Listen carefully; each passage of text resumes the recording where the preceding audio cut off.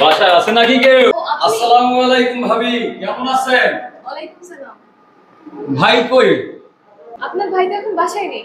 ভাই বাসায় নাই? আরে এরকম একটা সুযোগের তো অপেক্ষায় করতেছিলাম। বসেন।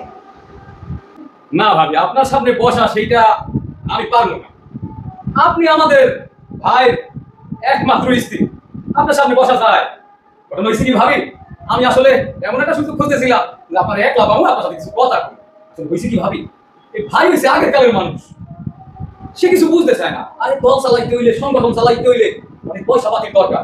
সেদিনকে মনে নাই যে আপনি ভাইয়ের সাথে গেলেন, ভাইকে বললাম যে আপনি বলে আমি এখানে যত ইট লাগে আপনার বাড়িতে পাঠাই দিতে পারি। ভাই রাজি না ভাবি। চলে এসেছি কি ভাবি, অনেক লোকজন চালাইতে হয়, শ্রমিকদের দিতে হয়, ছাত্রদের দিতে হয়, যুবদের ব্যাপারটা তো বুঝেন, তাদের তো টাইমে ভাবে খরচ আর খরচ। এখন ভাবি আপনিই পারেন আমাদের সমস্যার সমাধান করতে। আপনি যদি আমাদের একটু সদয় হন তাইলে ভাবি আপনার ওলা আমাকে ওলা। আপনাদের সবের বাড়ির কথা শুনছি, সবাই 3 মাসের মধ্যে হয়ে যাইতো।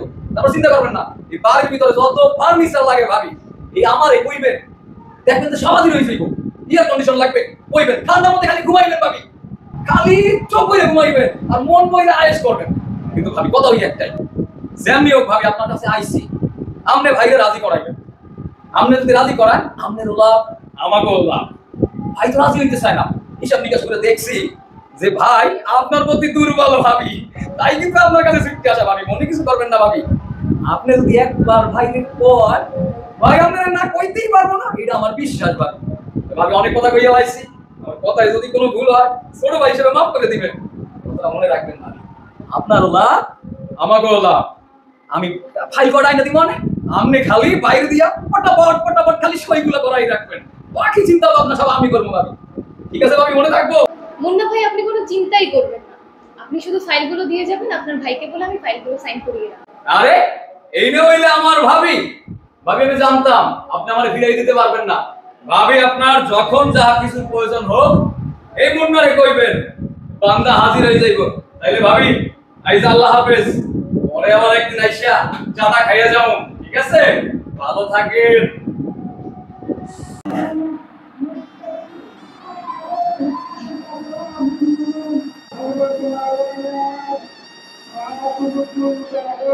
কি অবস্থা?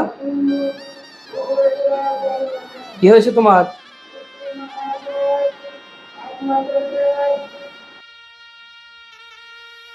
বুঝলাম না, আকাশে হঠাৎ মেঘ করেছে, কাহিনী কি? শরীর খারাপ করছে নাকি?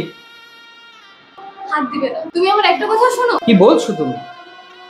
তোমার কোন কথাটা আমি শুনি না। তুমি যদি আমার কথাই শুনতে তাহলে আমার এই ঘরে থাকতে না। ও এই কথা, তাই বলো।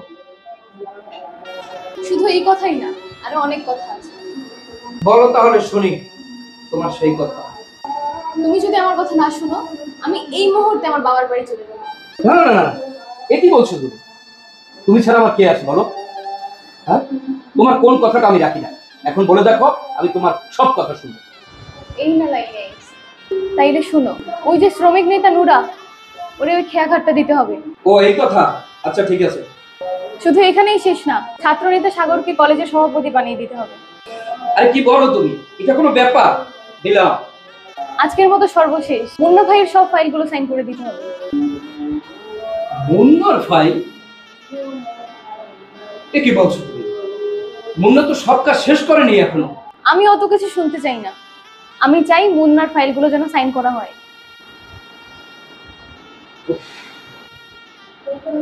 ঠিক আছে, তোমার যখন ইচ্ছা আমি সব ফাইলই সাইন করে দিচ্ছি, নিয়ে এসো ফাইলটা। এখন খুশি তো? তোমার সব কথাই তো আজকে শুনলাম। ঠিক আছে, তাহলে এখন অন্তত এক কাপ কফি তো হোক। শুধু কফি কেন, আজকে তুমি যা বলবে তাই হবে।